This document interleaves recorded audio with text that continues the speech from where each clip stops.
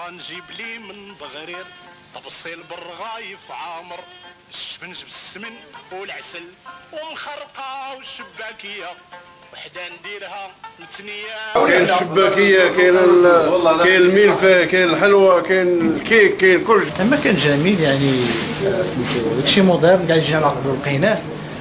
خديت غير الباروك اليوم لقينا البغرير ربعه ديال البغريرات ولكن زعما رسمت ولا داكشي جميل.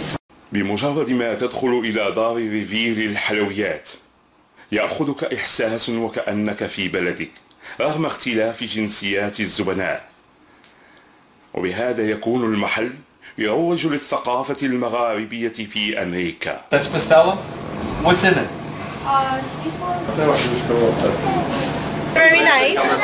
It came out really well, and it looks like a fun place.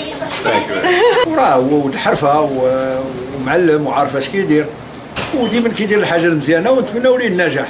خصنا نشجعوا المنتوجات ديالنا فهمتي باش نكونوا في احسن ظروف. دابا حنا راه في مكان مغربي دابا واخا هو اصله جزائري، حنا راه مع مغربي جزائري.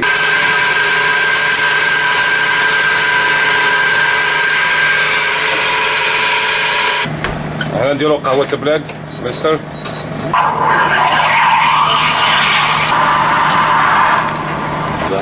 هذيك راس هنايا ندير الفراس واعره، وهذه كابتشينو هنايا ندير الكابتشينو شويه الحليب شويه قهوه راس. هذه شنو هي حسن؟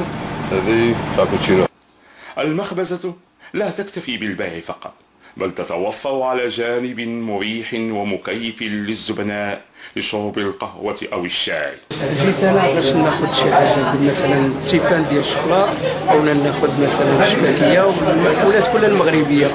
كما كنشوفوا الان راه حنا في واحد المخبزه اللي تبارك الله جميله جدا. تتوفر المخبزة على أحدث التجهيزات وفريق محترف من صناع الخبز، الحلويات والفطائر، الأمر الذي يعطينا جودة عالية في مختلف المنتوجات. هاك البساط المحسونه اللوز فيه وسطا ينبا وتكون بالسمن مدهونه طايف عامر الشبنج بالسمن والعسل ومخرقه والشباكيه وحده نديرها متنيه في كل جهه المقروط الباهي ورزة القاضي كعب وغزال والكعك 100 قريش لا تقد الفطار.